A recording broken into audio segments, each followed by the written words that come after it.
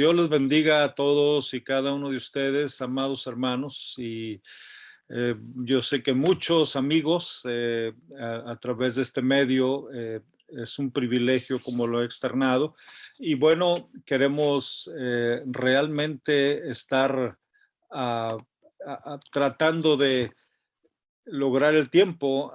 Hace tiempo aprendí una tipo, ¿qué serán? Unos versos que dicen: al tiempo, tiempo le pido y el tiempo, tiempo me da, y no sé cómo al mismo tiempo el tiempo se me va. Y yo creo que todos tenemos alguna experiencia así, ¿no? Y bueno, queremos lograr este momento. El tema, como ya ustedes lo saben y lo tienen ahí, básicamente nos habla de competentes o ser competentes en el uso efectivo de los dones, basado básicamente en 2 Corintios, en el capítulo 3.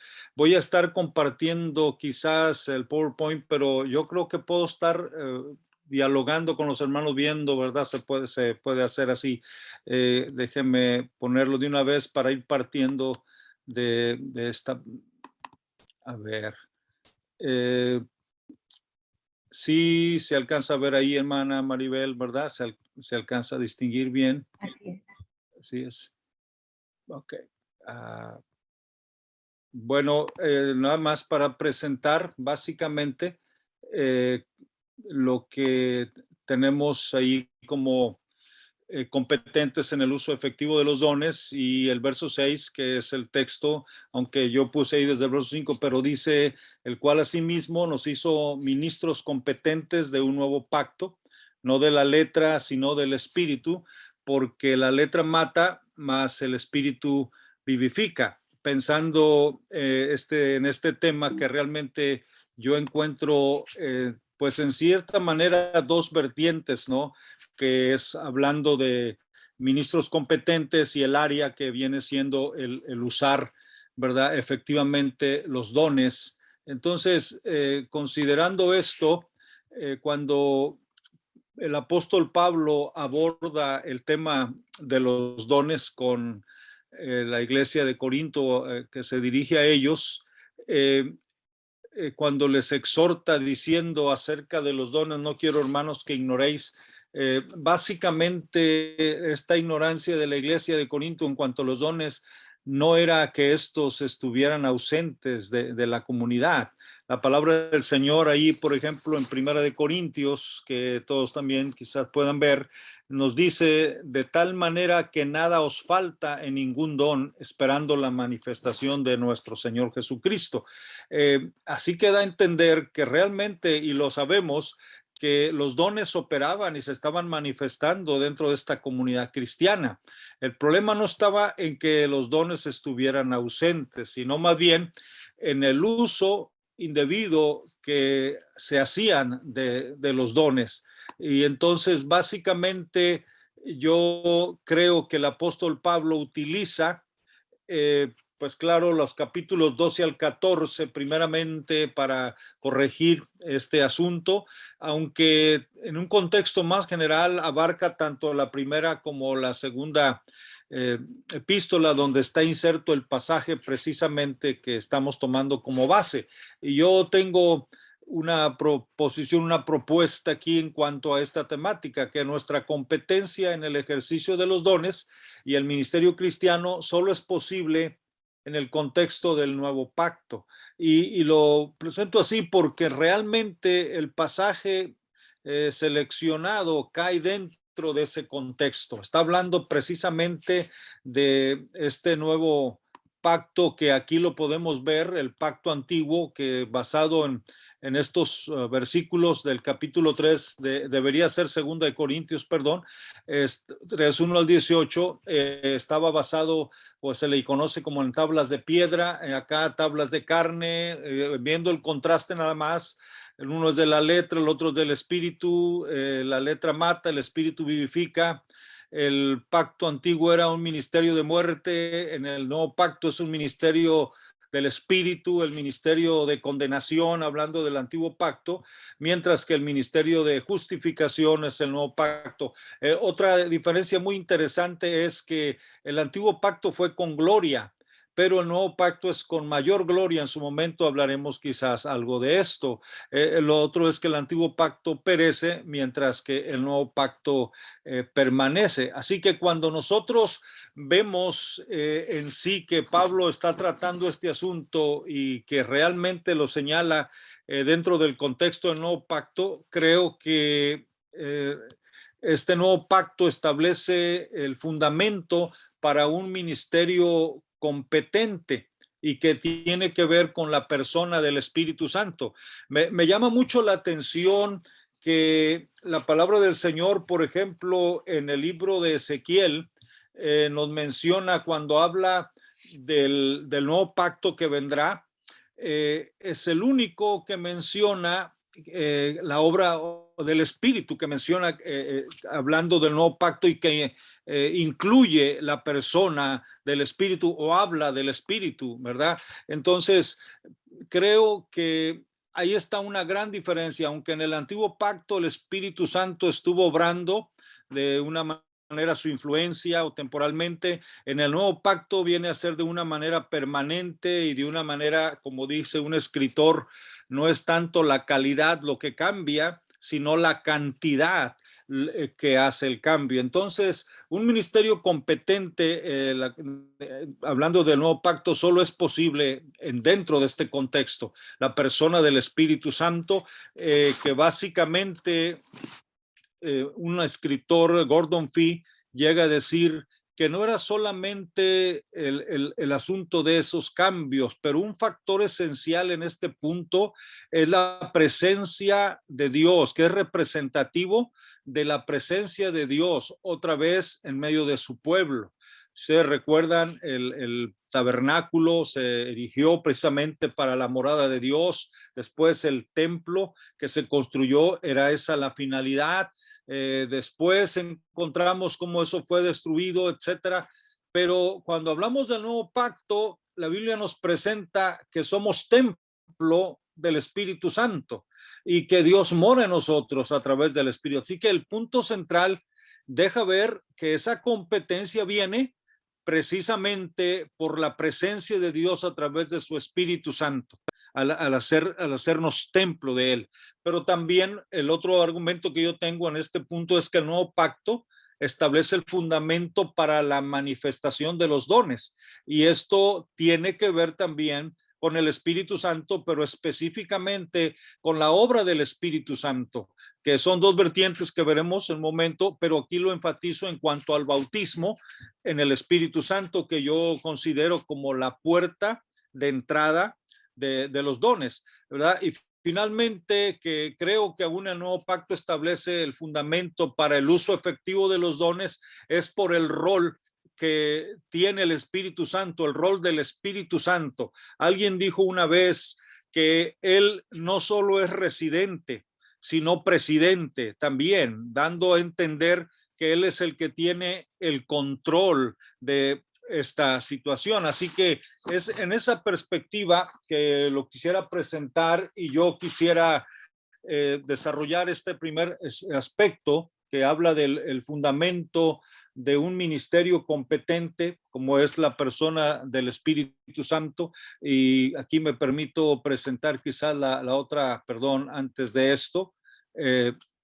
Nada más señalar que el pasaje de Segunda de Corintios, el capítulo 3, así leyéndolo nuevamente, el verso 6 nos dice, el cual asimismo nos hizo ministros competentes de un nuevo pacto, no de la letra, sino del espíritu, porque la letra mata, mas el espíritu vivifica. Y me llama mucho la atención esto, porque lo primero que yo observo en este pasaje, este versículo, que de veras me bendice, me bendijo mucho y me bendice, que hayan escogido de veras un tema tan acertado con un pasaje clave, porque lo primero que nos habla y que nos dice ahí es ministros.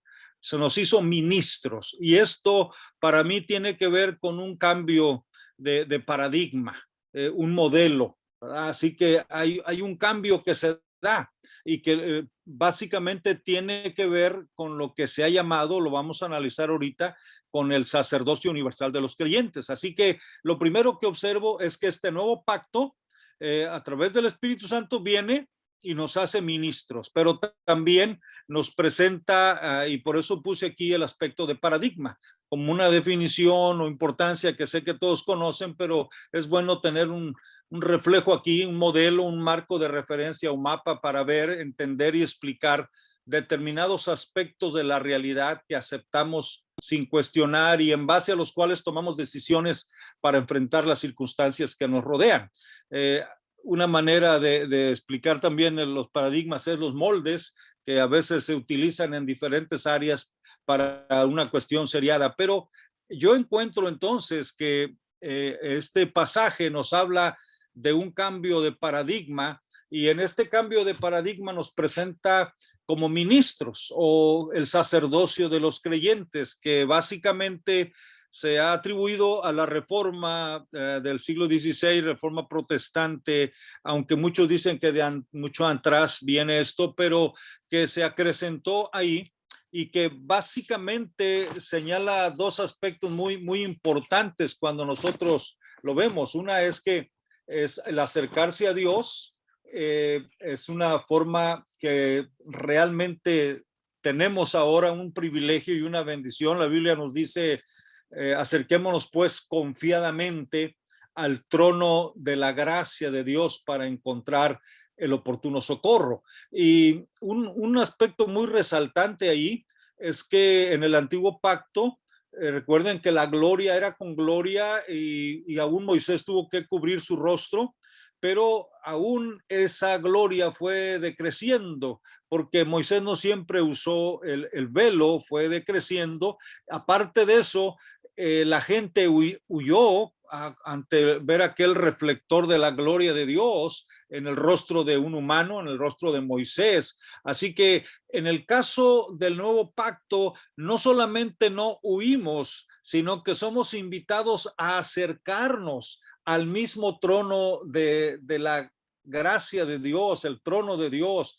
Y no solamente esto, el mediador Moisés, mortal, que era un reflejo de la gloria de Dios que él reflejó a los demás. En el caso nuestro, el mediador es Jesucristo y prácticamente él es la imagen del Dios invisible. Él dijo, glorifícame con aquella gloria que tuve contigo antes que el mundo fuese. Así que básicamente estamos hablando de la gloria eterna, ¿no? Y que Dios nos invite a formar parte de eso. Realmente podemos acercarnos ahí porque él rompió el velo, se rasgó el velo y ahora podemos tener acceso. Entonces, en ese sentido de ministros, pero el otro aspecto muy importante es el ejercer una función ministerial.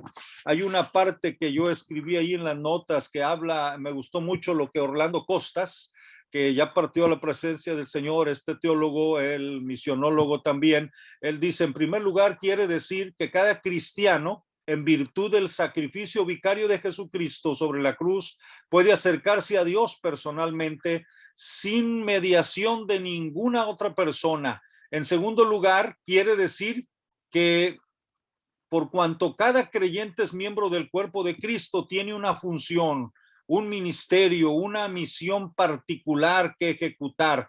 Dicha misión no es destinada, no es distinta a la misión de la iglesia, sino que está íntimamente vinculada a esta. En otras palabras, la Gran Comisión no es responsabilidad de una casta selecta dentro de la iglesia, sino de cada creyente. No importa cuán humilde o cuán ignorante sea, el Señor se encargará de equipar prácticamente a su siervo. Así que básicamente nosotros vemos en esta perspectiva que hay un paradigma de este nuevo pacto. El ministro se puede ver en dos aspectos. Es un gran privilegio, como Pablo llegó a expresarlo, ¿verdad?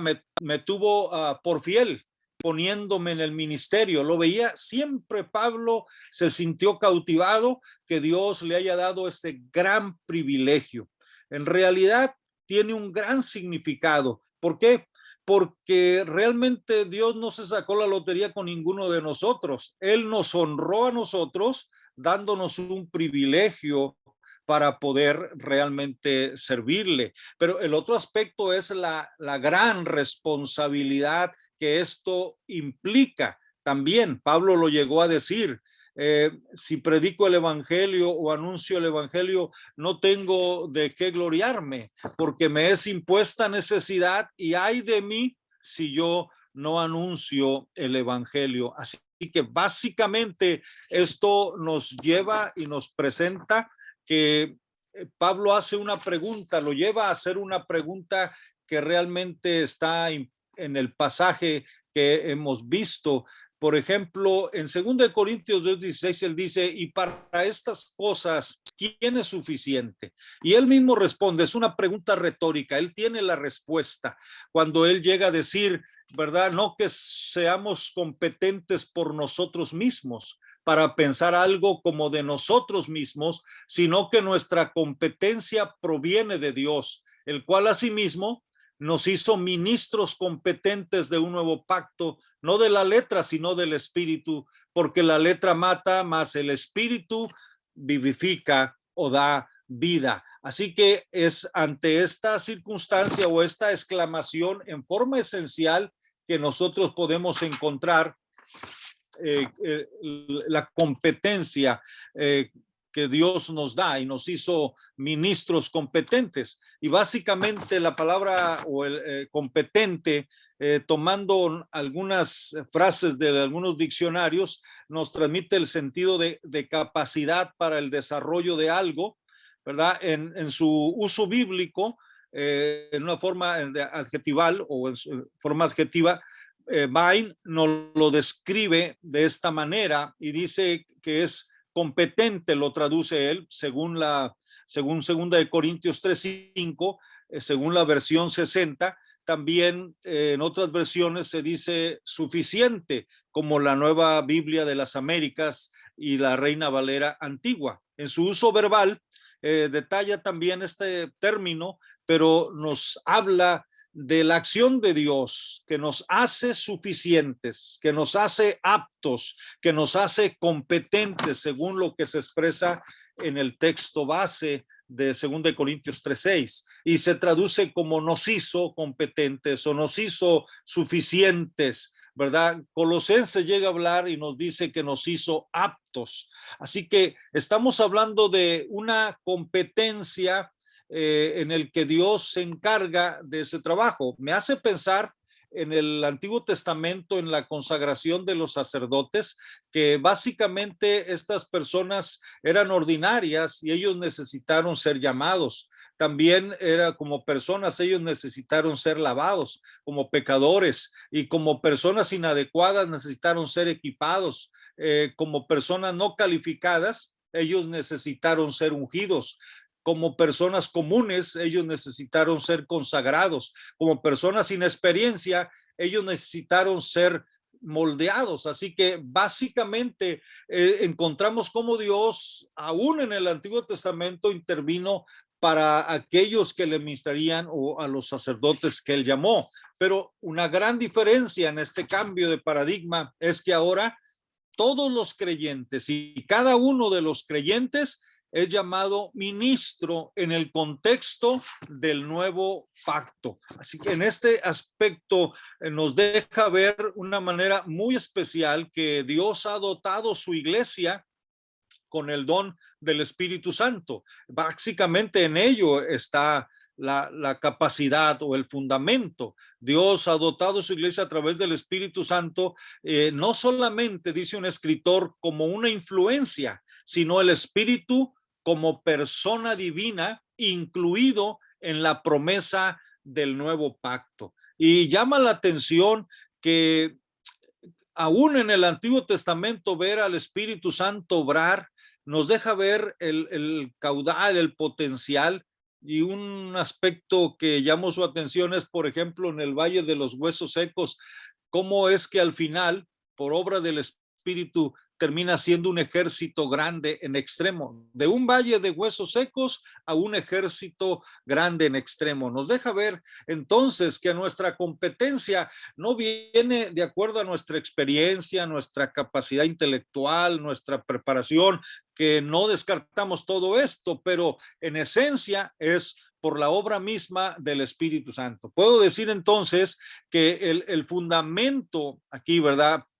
Para nuestra competencia como ministros del nuevo pacto es el Espíritu Santo quien nos capacita y lo hace de una manera progresiva. Por ejemplo, cuando pensamos en la regeneración es la obra que el Espíritu Santo viene a hacer, por la que nos hace nuevas criaturas, equivale a lo que es el nuevo nacimiento según Juan capítulo 3, cuando el Señor habla a Nicodemo del nuevo nacimiento, si no nacieres de agua y del Espíritu. También cuando señala en Tito 3:15 que nos hizo renacer. Entonces, esto tiene que ver con integrarnos a la familia de Dios, pero también habla de la obra de santificación por la cual el Espíritu Santo está extirpando nuestro pecado y configurándonos a la imagen de nuestro Señor Jesucristo, ¿verdad? Y luego finalmente tenemos también que en este aspecto de ser transformados a la imagen de Jesucristo, que es ese proceso de santificación, es donde habla de una gloria ascendente, porque ahí en 2 Corintios, en el capítulo 3, en el versículo 18, dice que somos transformados de gloria en gloria, ¿verdad? Como por el Espíritu Santo. Así que es el Espíritu, yo le llamo el gran escultor de la deidad, porque viene a configurarnos a la imagen de nuestro Señor Jesucristo. Y cuando pienso en esta parte, estoy pensando en que Jesucristo básicamente viene a ser un modelo exclusivo del Espíritu Santo, así como estamos enfatizando que una obra más, aparte de la regeneración, aparte de la santificación, está la llenura del Espíritu Santo, la investidura de poder.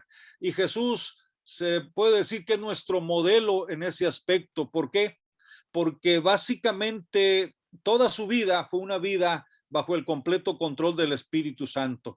Por ejemplo, su concepción fue por obra del Espíritu Santo. En su bautismo, el Espíritu Santo desciende sobre él. En la tentación es llevado por el Espíritu Santo para ser tentado por el diablo. En su ministerio, él dijo: el Espíritu del Señor está sobre mí por cuanto me ha ungido para dar buenas nuevas a los pobres. También dice que echaba fuera a los demonios por el Espíritu de Dios. Aún en su pasión y en su muerte, él básicamente encontramos que fue por obra del Espíritu Santo que inflamó su corazón de amor. Sin embargo, allí hay un pasaje que estoy citando en el Antiguo Testamento, cuando hablamos de la obra del Espíritu Santo, como en este caso, reflejado en Jesús como nuestro modelo, hay una obra progresiva de gracia. En Ezequiel 36, 25, 26 nos habla básicamente una predicción de lo que sería el nuevo nacimiento,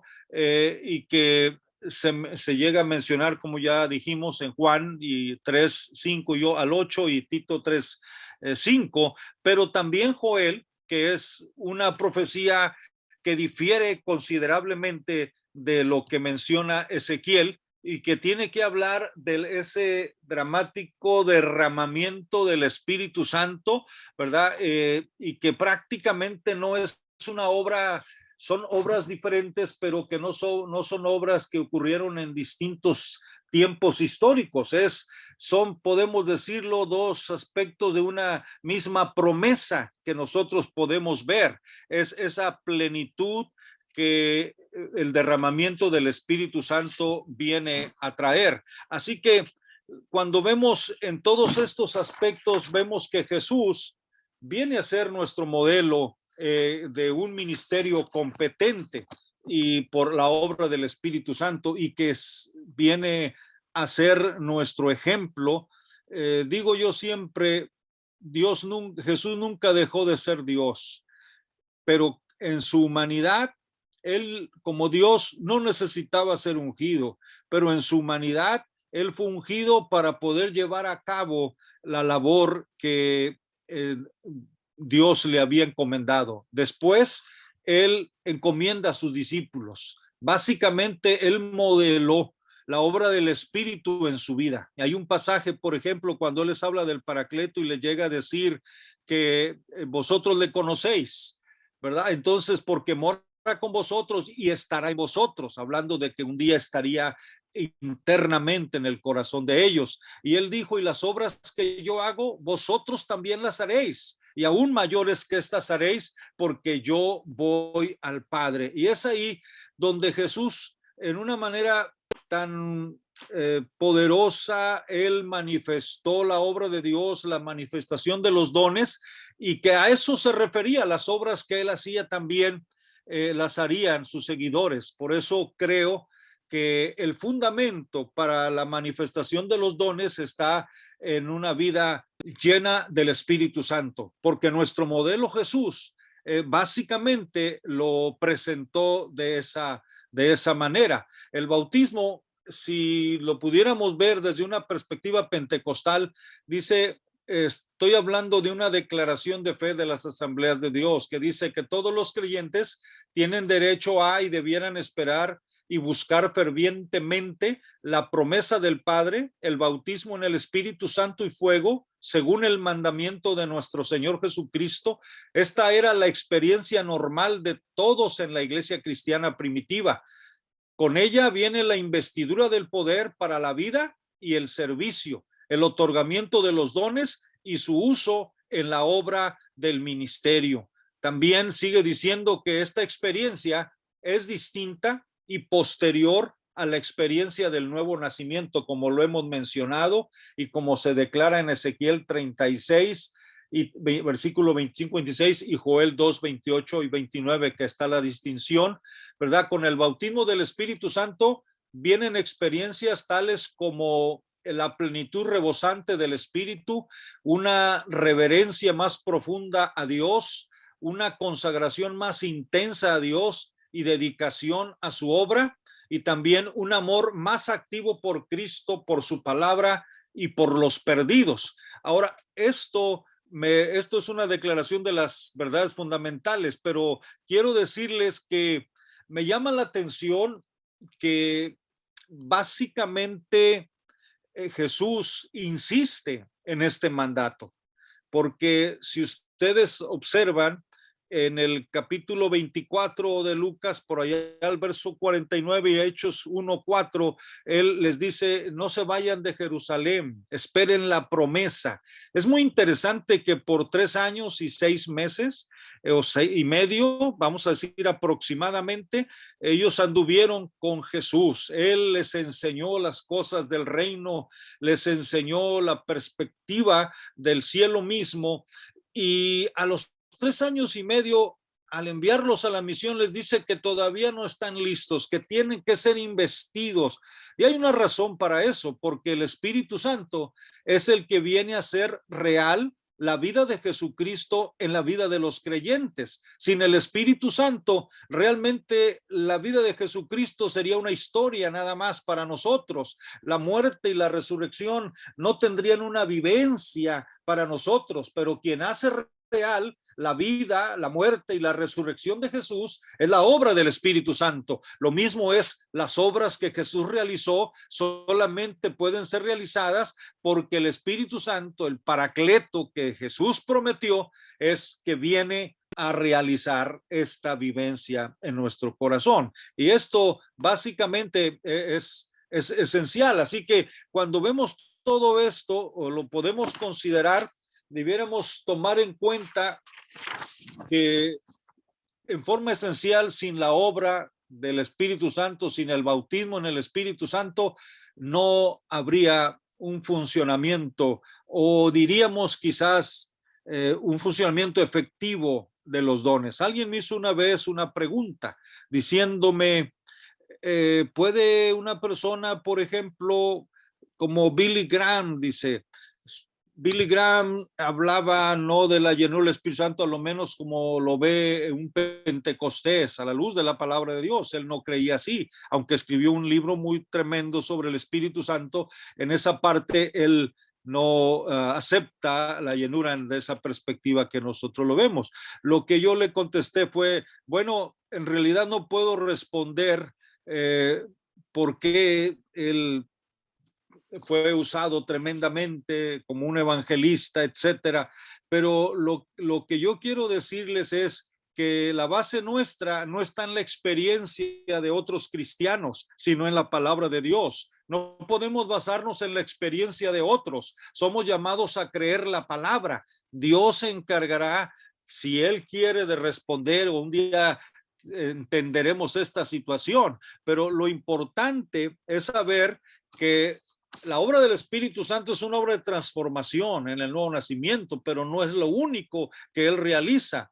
Prácticamente viene con el Espíritu Santo el florecimiento de los creyentes como testigos de Cristo Jesús. Y por esto es importante que nosotros veamos cómo a través de la palabra de Dios y también a través de la historia, pero bíblicamente, para guiarnos por la palabra de Dios, me llama la atención cómo los dones estuvieron operando en los creyentes, en los discípulos, en los apóstoles. Me llama la atención el caso de Felipe en Samaria, cómo Dios lo usó poderosamente con el don de los dones de sanidades, cómo lo usó también para la liberación de los demonios, y aún también pudiéramos ver los milagros y todo esto. Así que estábamos viendo una operación efectiva de los dones. Lo mismo el apóstol Pablo nos llega a decir cuando se presentó por primera vez a Corinto, y que él llega a decirles: cuando estuve entre vosotros, estuve con mucho temor y temblor, pero ni mi palabra ni mi predicación fueron con palabras persuasivas de humana sabiduría. Pablo no es que tuviera miedo, podríamos decirlo así. Él lo que tenía, el temor que él mencionaba, era de hacer el trabajo de Dios. Pero para los corintios, básicamente la filosofía griega, ellos medían a Pablo con los filósofos. Recuerden, Corinto prácticamente era una sede de la filosofía griega, y todo esto, así que Pablo llega a decir: pero ni mi palabra ni mi predicación fueron con palabras de humana sabiduría, sino en el poder del Espíritu, en el poder y la demostración del Espíritu, que hablaba básicamente de la unción y de los dones. En el libro de Hebreos, en el capítulo 2, en el versículo 4, nosotros encontramos que dice: testificando juntamente con ellos Dios, con señales y prodigios y repartimientos del Espíritu Santo. Está hablando entonces de que los dones, vemos ahí una manifestación tan especial de estos dones operando de una manera efectiva. La base bíblica que hoy nosotros podemos tener para los dones básicamente aparece en Romanos 12, versos 6 al 8, en 1 Corintios 12, 4 al 11, 1 Corintios 12, 28 al 30, en Efesios 4, 7 al 12, 1 de Pedro 4, 10 y 11, que nos invita a usar los dones que Dios nos ha dado. Una de las cosas importantes a comprender aquí es la naturaleza de los dones. Así que la puerta de entrada es la llenura del Espíritu Santo, necesariamente. O puedo decirlo, es la puerta de entrada, y también es quien viene a dar la capacidad para el uso de aquellos dones que Dios da, ¿verdad? En los diferentes ministerios, pero que, al igual que en el Antiguo Testamento, aunque aquellos que construyeron el tabernáculo, los que hicieron las cortinas y que eran expertos en el arte, tuvieron que ser llenos del Espíritu Santo aún para poner su servicio y lo que iban a realizar. Esto tiene un significado muy único, porque realmente no hay una obra fuera del Espíritu Santo que pueda agradar a Dios.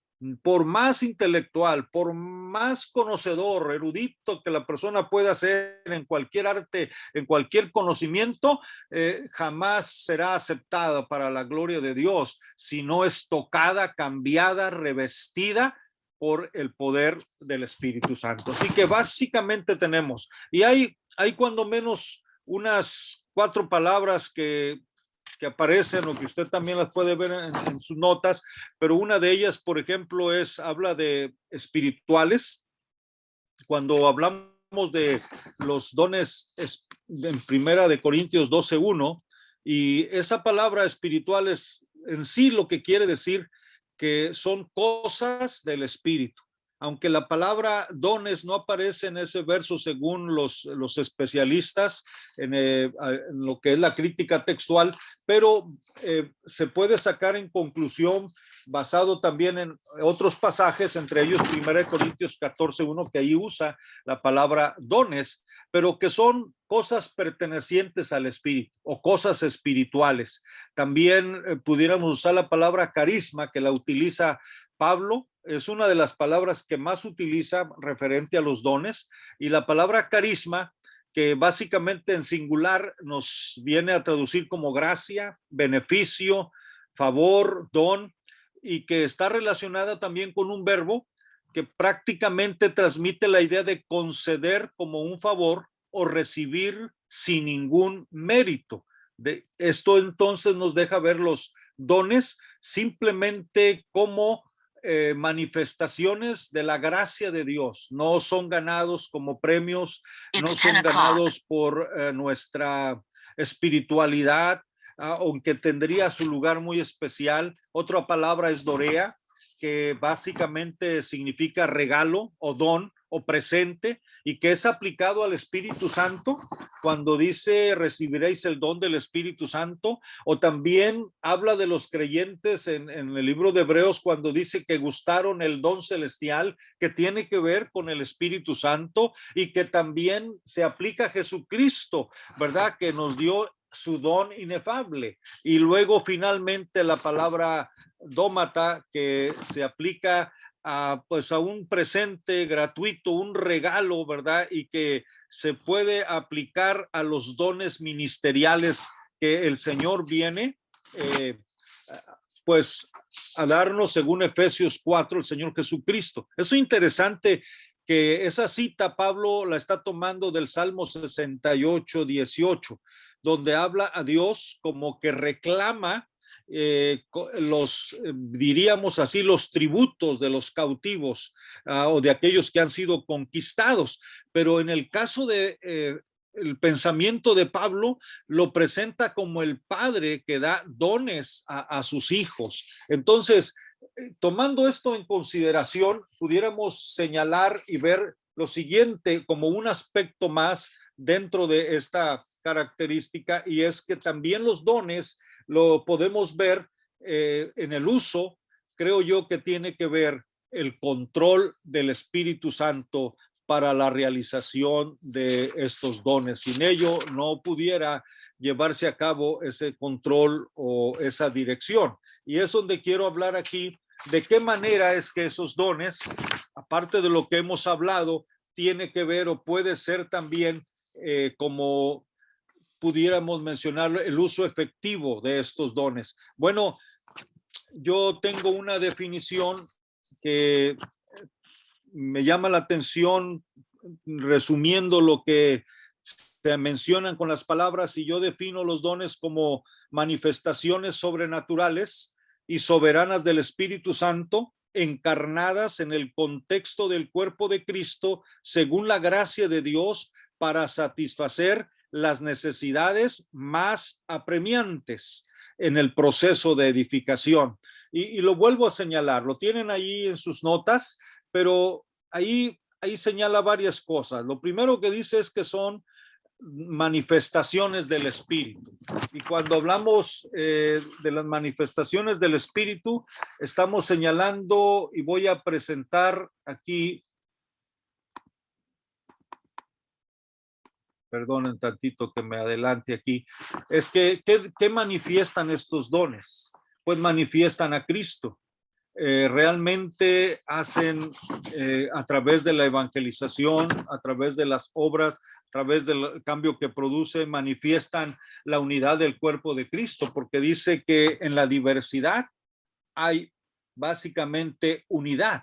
Y un factor interesante es la diversidad por el poder que esto tiene, porque no hay una persona que tenga todos los dones, porque entonces no habría una interdependencia. Nos necesitamos los unos a los otros y la diversidad es como el cuerpo mismo. Todos los miembros se necesitan. Es así con la iglesia y la unidad. Por eso entonces, aunque hay una tremenda diversidad, manifiesta la unidad del cuerpo de Cristo y una integración como a Jesucristo como cabeza. Manifiesta la llegada del reino de Dios. Recuerden que cuando Jesús vino anunciando el reino de Dios, el reino de los cielos se ha acercado. Y cuando él echó fuera un demonio, él dijo, esto es señal de que ha llegado a vosotros el reino de Dios. Básicamente usted no encontrará casos demoníacos que pueda recordar tantos en el Antiguo Testamento, no que no los hubo, pero en el Nuevo Testamento hubo una proliferación de manifestaciones demoníacas porque básicamente se había acercado el reino de Dios.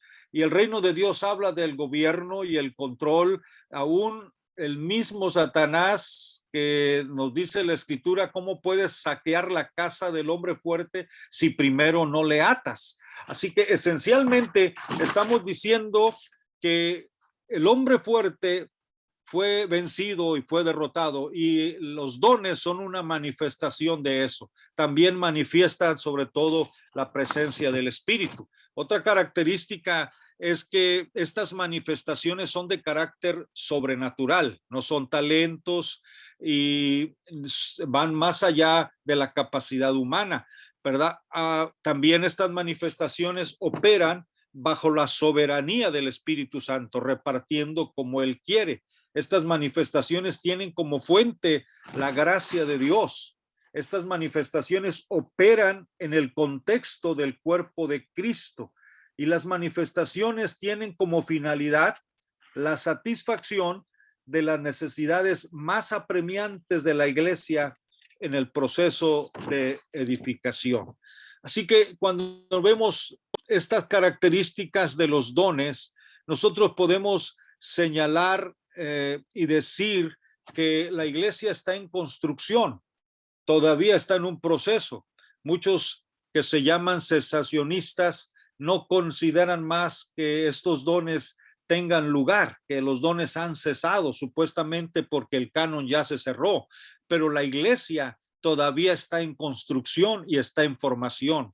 Yo creo que dentro de el uso de los dones de una manera efectiva es tener la convicción de que estos dones están vigentes, porque todavía la iglesia está en un proceso de edificación, y los dones tienen la finalidad de satisfacer esas necesidades. Alguien definió ministerio diciendo que son recursos divinos satisfaciendo las necesidades humanas a través de canales amorosos que vienen siendo los creyentes, los cristianos, para la gloria de Dios. La pregunta que nos hacemos, el uso efectivo de los dones.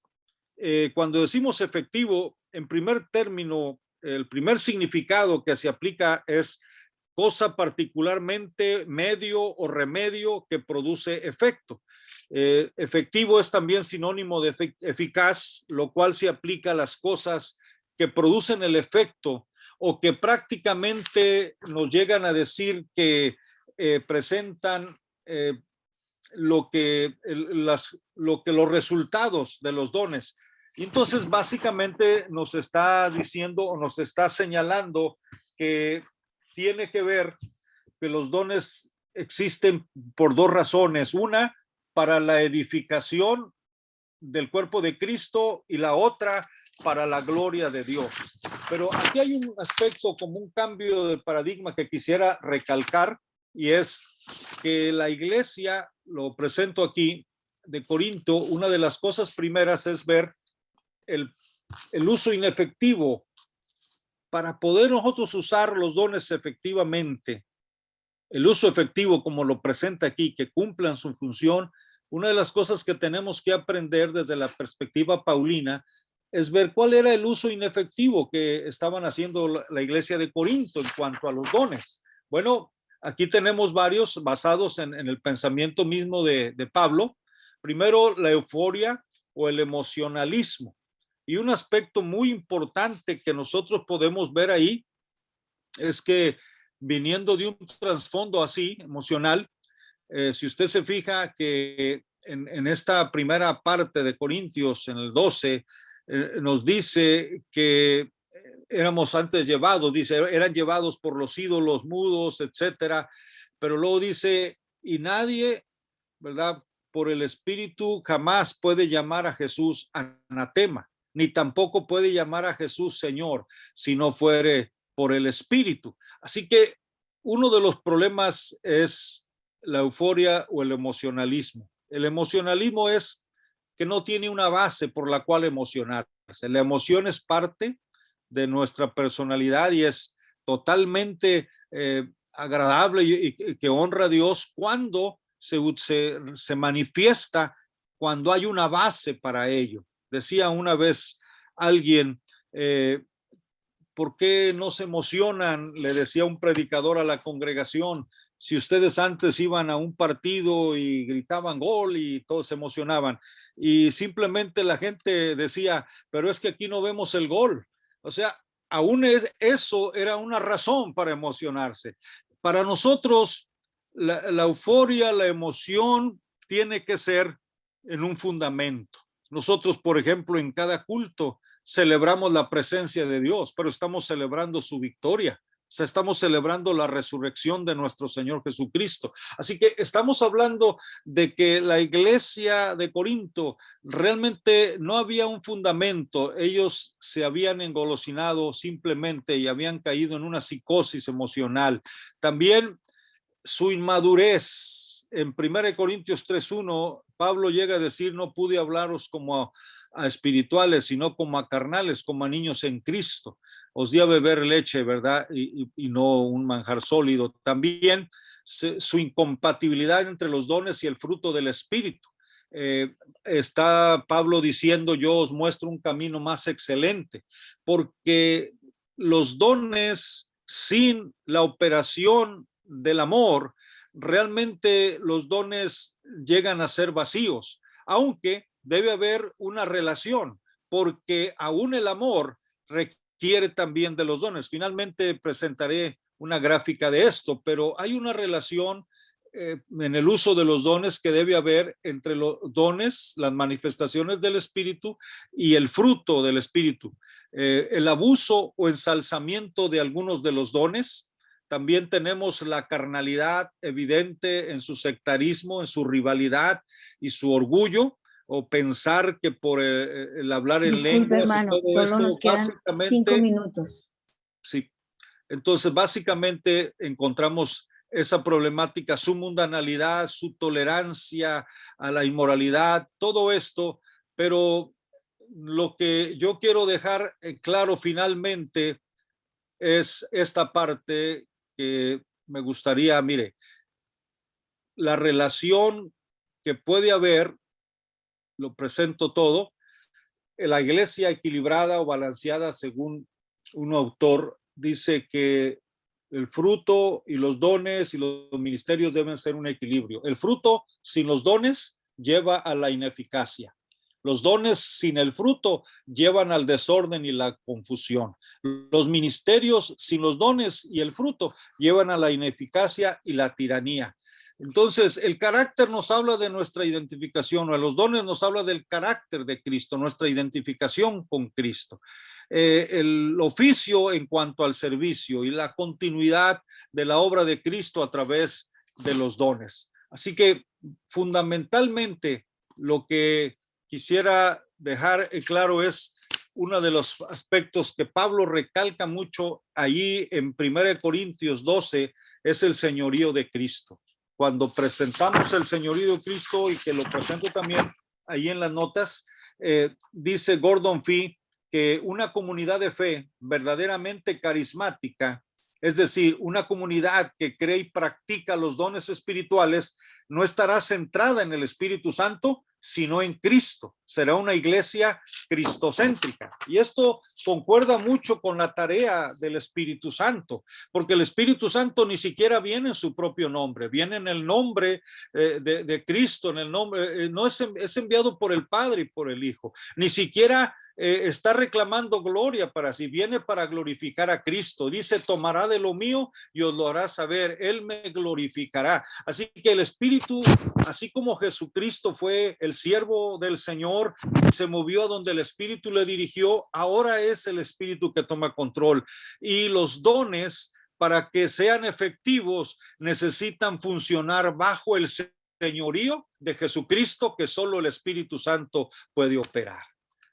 Así que espero que de alguna manera, a través de esta reflexión, nos ayude a enfocar que todo se centra en la competencia fundamentado en el nuevo pacto, el Espíritu Santo, el bautismo en el Espíritu Santo y el control del Espíritu Santo en la vida del creyente.